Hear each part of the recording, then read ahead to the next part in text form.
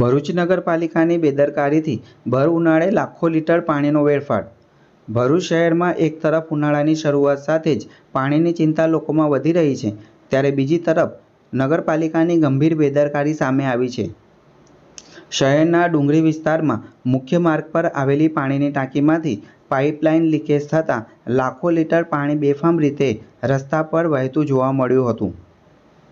સ્થળ પર જોવા મળેલા દ્રશ્યોમાં જાણે વરસાદી માહોલ સર્જાયો હોય તેમ રસ્તા પર પાણી વહેતું નજરે પડ્યું હતું।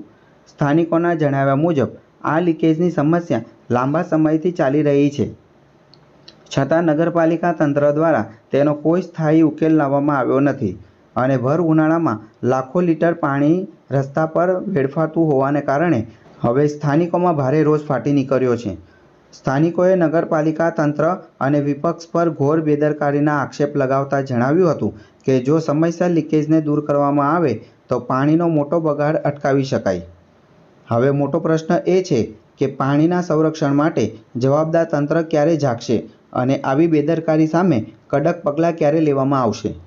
જય હિન્દ, જય ભારત। આજે મેં સોશિયલ મીડિયા પર 10મો 12મો વિડીયો છે।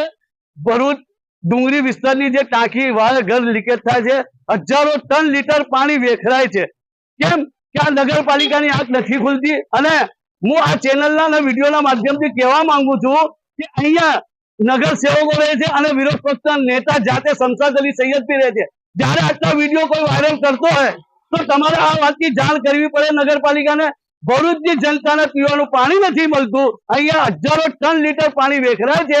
આ બેદરકારી નગરપાલિકાની છે કે નથી, અને વિરોધ પક્ષના નેતા કેમ નથી બોલતા એના બાબતમાં? મારા સોશિયલ મીડિયા પર 10 થી 12 વિડીયો છે, એ વિડીયો બતાવ નહીં તો કે વારે ઘરે આ ટાંકી લીકેજ થાય છે, એની જિમ્મેદારી કોની? અને આ જિમ્મેદારી નગરપાલિકા પૂરી ના કરે ને આવતા દિવસમાં આવો ટાંકી ઉભરાવશે તો મોટું આંદોલન કરશું, જે કે એમનો ભ્રષ્ટાચાર અહીંયાથી દેખાય છે।